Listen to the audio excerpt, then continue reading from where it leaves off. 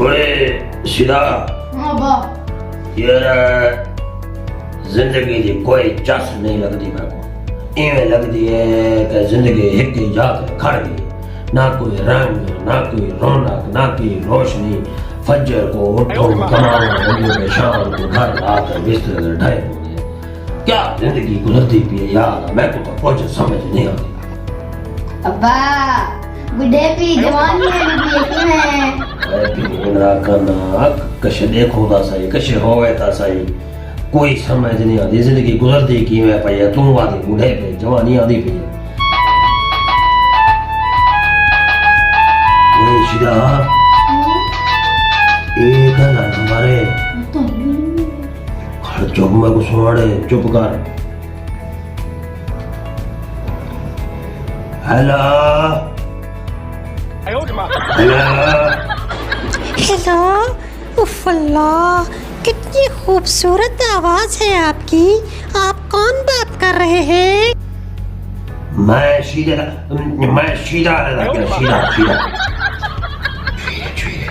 चुप कर कुछ छीर लगती है चुप कर ना तू मैं सीधा रहना जा मैं सीधा 18 साल ना सीधा उफ अल्लाह शीदा डार्लिंग आपकी आवाज कितनी खूबसूरत है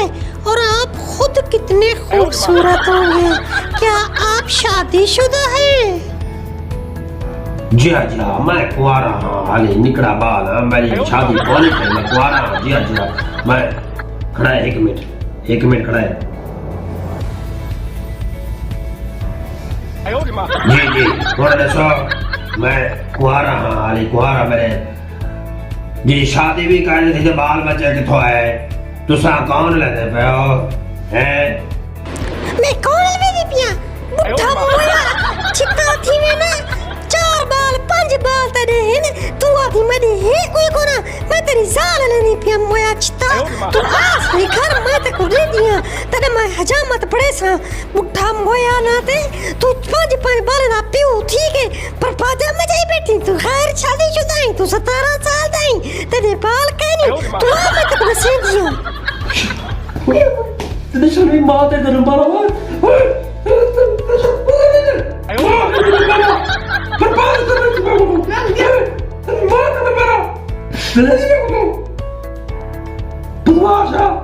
मैं क्या बताइए भाई मैं गुड चढ़ी काला तू तो पाए तब नहीं बता ओए शिवा बात भी नंबर आ गई भाई खड़ 1 मिनट बाबू सोड़े आराम ना नवने रुपया है माता जगह साना बार की में हेलो जी माशाल्लाह कितनी खूबसूरत आवाज है आपकी। क्या आप शादीशुदा हैं? जी हाँ मैं शादीशुदा हाँ जी हाँ खैला आप शादीशुदा हैं? मैं तो आपकी गर्लफ्रेंड बनना चाहती थी। ओए शिदा ओए मरे ना बात तो कोई छीर है ओ आती है मैं तेरी गर्लफ्रेंड बन जानी है गर्लफ्रेंड और मैं क्या करा खड़ में कोला मारे हेलो जी मैं शादीशुदा कौन नहीं मैं आके शायद जरा हो कि हुन एक फोन है ना उमे को डरा रखे मैं के बात बताऊं दा फोन बुला दा तो मैं शादीशुदा था कौन भी जी हाँ नहीं मैं 16-17 साल की कड़ियल जवान मैं शादी वाला करीब करे सा जी हाँ कोई सोनी छीर बुला हो ना बस करोड़पति बंदे हो तो भला छीर भी सोनी हो अरबपति बंदा हम है करोड़पति बंदा हम है कोई सोनी छीर होए जी हाँ मैं कोई पढ़ी लिखी भी होए मैं उधर शादी करना चाहना अगर भाई वो यार की बुढ़ा में को पता है तेरे दिमाग दे खलासता तेरे को परिचय कुछ भरा करे तू करोड़पति ते अरबपति पर मैं तू तो पूरा चाहदीपति के नी वदा तू पता है कि तेरे को परिचय वे इतना से मैं नंबर बटा लेनी पिया आजा सी मैं तेरी मालिश करनी घर ते विच आ से मोया तो रख मैं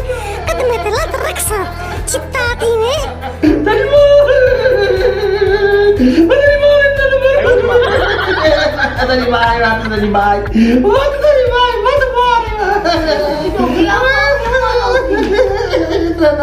Tadi bye.